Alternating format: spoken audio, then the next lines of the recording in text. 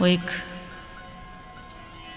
भक्त जो है गुरुदेव के पास गया, कहता है सब कुछ मेरे पास है पर मैं फिर भी सुखी नहीं हूं।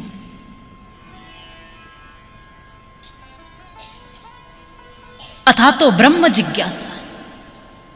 कुछ लोग टटोल के देखें अपने मन को। कभी कभी तो ये प्रश्न आता है, जब हम शायद जवानी में ना आए लेकिन जब बुढ़ापे की तरफ बढ़ते हैं तब कभी कभी तो मन आता है कि मैं आया कहां से हूं, मैं हूं कौन, मेरा स्वरूप क्या है, मुझे जाना कहां है, आखिर मैं कर क्या रहा हूं और मुझे करना क्या है। कभी कभी तो मन में प्रश्न आता है कि आखिर मैं हूं कौन, होना क्या है मेरा, मैं कहां जाऊंगा और मैं कहां से आया हूं। ये प्रश्न शायद बुढ़ापे में तो उठ ही जाते होंगे। इसने कहा मेरे पास सब कुछ है पर मैं फिर भी प्रसन्न नहीं हूं और मुझे ये नहीं पता कि मैं क्यों प्रसन्न नहीं। और बहुत लोगों की दुविधा है, ये दुखी तो हैं पर उन्हें पता नहीं कि दुखी है क्यों। सब तो दिया है परमात्मा ने फिर भी दुखी है, सब कुछ तो है, जो जो तुमने मांगा वो सब दिया फिर भी दुखी है। तो गुरुदेव इस भगत को कहते चलो पहले जल पियो और फिर बाद में बात करेंगे। तो कुएं के पास लेकर गए, बाल्टी रखी है, रस्सी बंधी हुई है, गुरुदेव पानी खींचने लगे। तो भक्त ने कहा नहीं गुरुदेव मैं खींचता हूं, आप पानी पीजिए। कहा गुरुदेव ने कि मुझे तुम तब तक पानी पिलाओगे जब तक मेरी प्यास बुझ नहीं जाती। ठीक है कोई बात नहीं। शिष्य ने इसने समझा कि कितना पानी पी लेंगे गुरुजी, एक बाल्टी पी जाएंगे, उससे ज्यादा तो नहीं पी पाएंगे।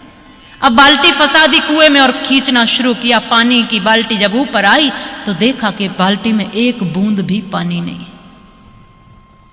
दोबारा फंसा दी, कई कई बार फंसाई लेकिन बाल्टी खाली आ जाए, उसमें एक बूंद भी पानी नहीं। और ध्यान से तब देखा इस शिष्य ने तो पता चला कि बाल्टी में पैदा तो है ही नहीं।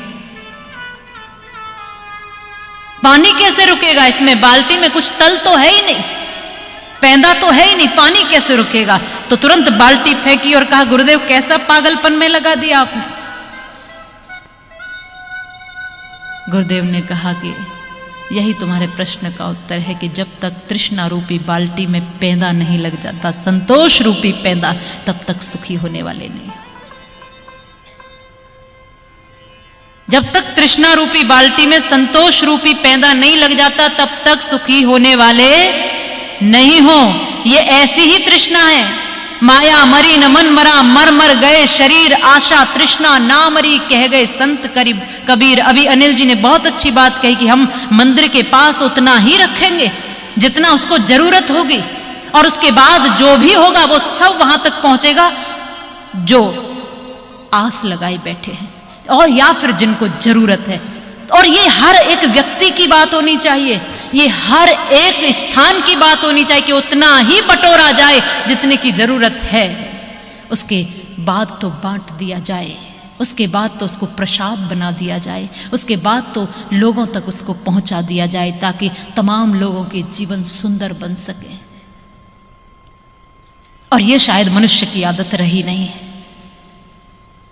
बहुत कम लोग होंगे, उंगलियों पे गिनने लायक लोग होंगे जो उतना ही जितना उसको जरूरत है उतना ही बटोरते हैं या उतना ही रखते हैं। बहुत कम लोग होंगे, पर लोगों की आदत ये हो गई कि मैं नहीं, मेरी आगे आने वाली 7 पीढ़ी भी बैठ करके खा जाएं, इतना बटोर कर चला जाऊं। पर एक बात याद रखना, भगवान कृष्ण ने बहुत कुछ इकट्ठा किया था, बहुत कुछ ऐश्वर्य इकट्ठा किया था, लेकिन उनकी समस्त संतानें यदुकुल शराब आदि तमाम दुर्व्यसनों में फंस गया था। तब भगवान ने एक चेतावनी सबको दी उस कथा के माध्यम से कि चाहे कितना भी धन कमा लेना, पूत कपूत को का धन संचय और पूत सपूत को का धन संचय। यदि पूत कपूत है तो कितना भी कमा लेना वो सब बहा देगा, और सपूत है तो कुछ भी न देकर जाओगे तो भी वो सब इकट्ठा कर लेगा, सब कमा लेगा।